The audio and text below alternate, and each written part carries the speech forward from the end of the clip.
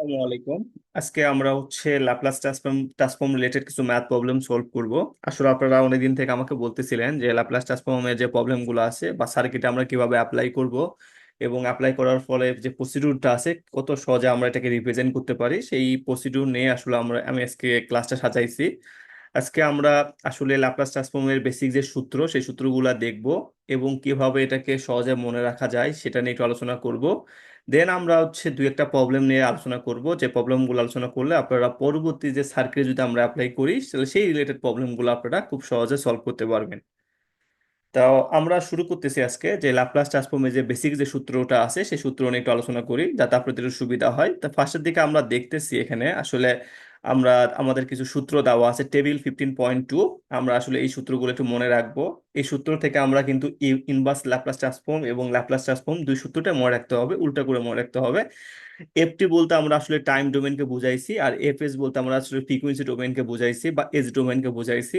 আমাদের আসলে এই জিনিসটা জানতে হবে, যদি টাইম ডোমেনে দেওয়া থাকে আমাদের ডেল্টা টি বলতে আমরা এটাকে ইম্পালস রেসপন্স বুঝি। যেহেতু ইম্পালস রেসপন্সকে যদি আমরা ল্যাপ্লাস ট্রান্সফর্ম করি, এর ট্রান্সফর্মের ফ্রিকোয়েন্সি রেসপন্স ওটা ওয়ান হয়ে যায়। তাহলে এটা আমরা ডেল্টা টি সমান সমান ওয়ান লিখতে পারি।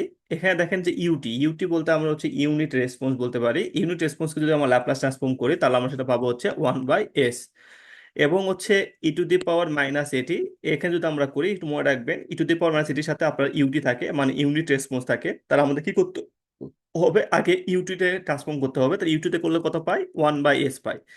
এবার আমরা আসি যে ই টু দি পাওয়ার মাইনাস এটি আছে, তাহলে ই টু দি পাওয়ার মাইনাস এটি থাকলে এর সাথে যেটা থাকবে সেটা কি করতে হবে, সেটাকে আমাদের এস এর সাথে যোগ বা বিয়োগ করতে হবে। যদি আমাদের এর সাথে মাইনাস এ থাকে তাহলে সেটা মনে করবেন এস এর সাথে প্লাস এ হয়ে যাবে, আর যদি আমাদের এর সাথে প্লাস এ থাকে তাহলে সেটা কি হবে, এস এর সাথে মাইনাস এ হয়ে যাবে। যেহেতু আমাদের সূত্র দেওয়া আছে ই টু দি পাওয়ার মাইনাস এ, তাহলে কি হবে, এখানে এস প্লাস এ হয়ে যাবে। একটা সূত্র আছে আমাদের টি, এই টি কে যদি আমরা ল্যাপ্লাস ট্রান্সফর্ম করি তাহলে সেটা হবে ওয়ান বাই এস স্কোয়ার হয়ে যাবে। তাহলে এই কয়টা হলো আমাদের বেসিক সূত্র। এই সূত্রগুলো আমাদের আসলে মনে রাখতেই হবে। একবার যদি আমরা একটু ইনভার্স ল্যাপ্লাস করি, যে আমরা যদি কোনো সময় দেখতেছি যে ওয়ান বাই এস পাচ্ছেন, তাহলে মানে কি, এটা হলো ইউনিট রেসপন্স, এটা মনে রাখতে হবে। তারপর যদি আমরা পাই ওয়ান বাই এস প্লাস এ, যদি পাই একে যদি আমরা ইনভার্স ল্যাপ্লাস করি তাহলে কি পাচ্ছি, যেহেতু দেখেন যে one by S S plus A, এখানে যদি এস এর সাথে যদি কোনো প্লাস এ বা মাইনাস এ থাকে একটু মনে রাখবেন, তাহলে মনে করবেন যেটা ই টু দি পাওয়ারের টার্ম। তাহলে আমরা এক্ষেত্রে কি পাবো, যে ই টু দি পাওয়ার পাবো, যেহেতু দেখেন এখানে এস প্লাস এ দেওয়া আছে, তাহলে সূত্রে কি হবে, এখানে মাইনাস হবে, মাইনাস এ টি। ঠিক আছে। তারপরে আমরা আসি inverse Laplace transform, one by S square যদি হয় তাহলে ইনডাক্টকে যদি আমরা করি তাহলে কি পাবো এখানে, তাহলে এখানে আমরা পাবো কিন্তু দেখেন এস স্কোয়ার দেওয়া আছে, তাহলে এক্ষেত্রে আমরা পাবো টি।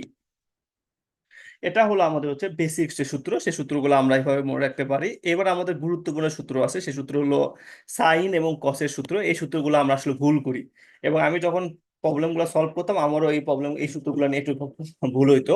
তাহলে আমি আসলে কিভাবে মনে রাখছি সেটা আপনাকে দেখাচ্ছি।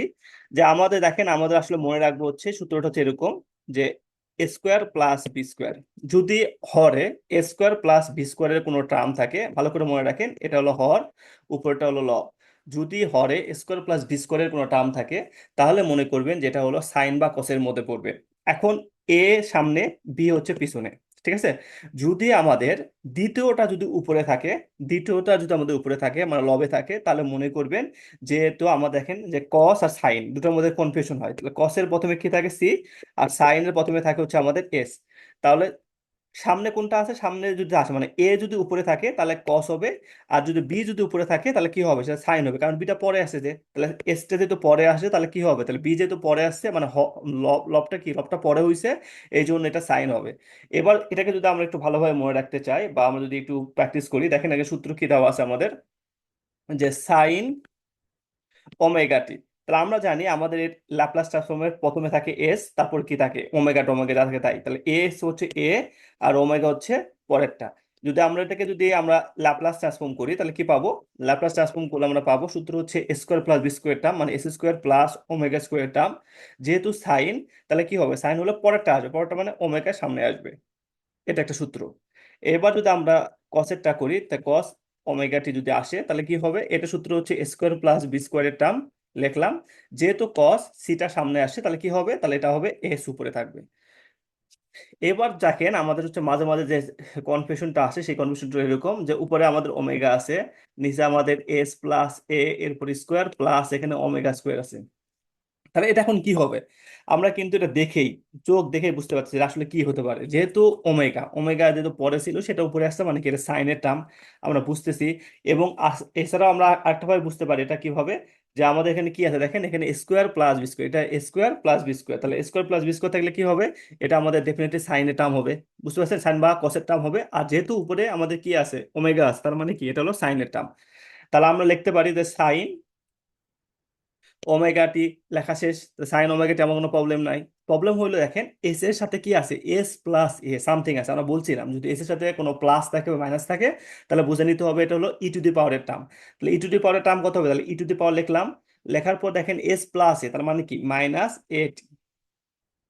এটা হলো আমাদের সূত্র। তাহলে ইনভার্স ল্যাপ্লাস করলে, এটা ফ্রিকোয়েন্সি ডোমেন থেকে উঠলে আমরা হচ্ছে টাইম ডোমেনে e to the power minus alpha t sine omega t এরকম জিনিসটা পাই। আশা করি আপনারা এই ম্যাথটা বুঝতে পারছেন। আমার মনে হয় না এই ধরনের সূত্র আপনাদের মনে একটা প্রবলেম হবে। যদি ভিডিওটা একটু ভালোভাবে দেখেন তাহলে এই ধরনের প্রবলেম আপনারা খুব সহজে ওভারকাম করতে পারবেন। এবার আমরা আসি যে একটা ম্যাথ প্রবলেম নিয়ে একটু আলোচনা করব, যেটা আপনাদের একটু সুবিধা হবে যে আসলে এই ধরনের ম্যাথ আপনারা কিভাবে সলভ করতে পারবেন। সে মনে করেন হচ্ছে আমাদের একটা ম্যাথ দেওয়া আছে, ইনভার্স ল্যাপ্লাস ট্রান্সফর্মের একটা ম্যাথ। এই ম্যাথগুলো আমাদের সার্কিট যখন সলভ করতে যাব তখন আমাদের আসলে লাগে এই ম্যাথটাকে আমরা আসলে কিভাবে সলভ করতে পারি। সে মনে করেন যে আমাদের হচ্ছে 15.19 এই ম্যাথটা আমরা করতেছি। এই ম্যাথটাকে আমরা আসলে কিভাবে সলভ করতে পারি, আপনারা চাইলে আমি যে নিয়মে করতেছি সেই নিয়মে করতে পারেন। ফার্স্টে দেখেন আমাদের একটা ফাংশন দেওয়া আছে, সেই ফাংশন একটা একটা ফাংশন দেওয়া আছে, নাম হলো S square plus 12 divide by S, S plus two, এখানে দেওয়া আছে এস প্লাস 3। ঠিক আছে। তো ফার্স্টে আমাদের মেন কাজটা হবে, প্রথমে আমরা হচ্ছে এই যে হর দেখতেছেন, হরের তিনটা অংশ আছে, একটা অংশ নিলাম। যেহেতু হরের একটা অংশ নিচ্ছে, ভালো মনে রাখবেন যে হর সমান সমান জিরো ধরতে হবে। তাহলে এস সমান সমান কত আমাদের জিরো, তাহলে এখন এস এর মান জিরো। আমাদের এই পুরোটাতে বসাইতে হবে। পুরোটা বলতে কি, যেহেতু এস এখান থেকে নিয়ে নিছেন তাহলে এসটা তো বাদ। তাহলে এস বাদ আমাদের যে সংখ্যাটা আছে, তাহলে কি আছে, আমাদের ভগ্নাংশটা আছে S square plus 12 divide by S plus two, S plus 3।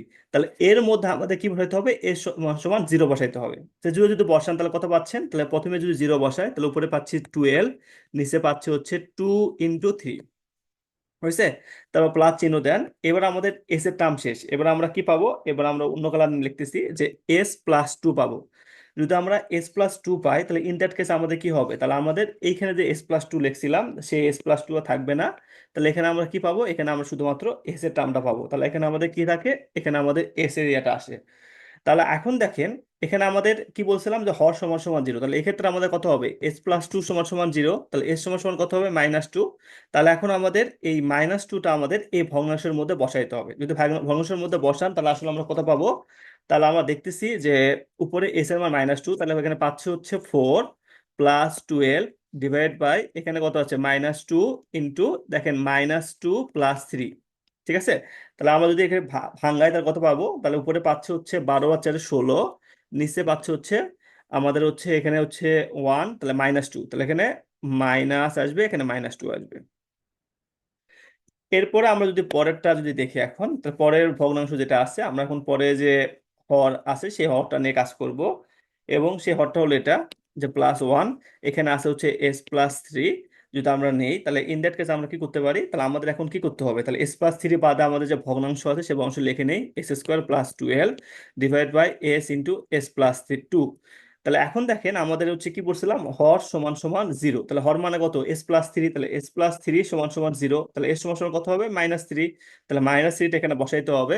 তাহলে 3 এর -3 উপর করলে 9, 9 + 12 ডিভাইড বাই কত হয়, ডিভাইড বাই পাচ্ছে আমরা যে -3 ইন্টু -1। তাহলে আমরা পাচ্ছি হচ্ছে 9, 10, 11, তাহলে 21 ভাগ হচ্ছে 3। যদি আমরা এখন কাটাকাটি করি তাহলে পাচ্ছি, এখানে দেখেন তো প্রথমে 6, তাহলে 2 পাচ্ছি, তো 2/s, এখানে আসতেছে আমাদের মাইনাস হবে, সরি মাইনাস হলে কত আসে, যে আমরা যদি এখানে মাইনাস লিখি তাহলে পাচ্ছি কত, এখানে 8/s+2, এখানে আমাদের আসছে হচ্ছে 7, 3 × 7 = 21, তাহলে 7/s+3। এখন যদি আমরা ইনভার্স ল্যাপ্লাস ট্রান্সফর্ম নেই উভয় পক্ষকে, তাহলে আমরা আসলে কি পাবো, যে এটা তাহলে F inverse Laplace transform of F of S সমান সমান কত হবে। দেখেন নিচে আমাদের এস আছে, এস থাকার সাথে কিন্তু প্লাস এও নাই, কোনো কিছু দেওয়া নাই, তার মানে কি, তার মানে হলো এটা কার টার্ম, এটা হলো ইউনিট স্টেপের টার্ম। তাহলে 2 × ইউটি মাইনাস 8 আসলো, 8 থাকলো। এবার দেখেন এস এর সাথে কিন্তু প্লাস একটা একটা কনস্ট্যান্ট আছে, এখানে আমাদের এ আছে, এ থাকলে কি বলছিলাম, ই টু দি পাওয়ার টার্ম, তাহলে ই to the power -2t plus 7 আসছে আমাদের, 7 হলো এটাও সেম টার্ম, তাহলে ই টু দি পাওয়ার -3t। এইভাবে আমরা হচ্ছে ইনভার্স ল্যাপ্লাস রিলেটেড যে ম্যাথ প্রবলেম গুলো আছে সেই প্রবলেম গুলোকে আমরা সলভ করতে পারি। দেখে আমরা এখন উত্তরটা মিলাই, আমাদের উত্তর মিলছে নাকি দেখি। দেখেন 2 ইউটি, তারপর হচ্ছে -8 e to the power -2t plus 7 e to the power -3t। আশা করি আপনারা এই ম্যাথটা বুঝতে পারছেন। এইভাবেই সাধারণত আমরা ইনভার্স রিলেটেড যে ম্যাথগুলো প্রবলেম গুলো আছে সেই প্রবলেম গুলোকে আমরা খুব সহজে সলভ করতে পারি। আমার নেক্সট ভিডিওতে আমরা সার্কিটের কিছু অ্যাপ্লিকেশন নিয়ে কাজ করব। আশা করি ভিডিওগুলো দেখবেন এবং আপনাদের ভিডিওটা কেমন লাগছে অবশ্যই কমেন্টসে জানাবেন। সবাইকে অনেক ধন্যবাদ। খোদা হাফেজ।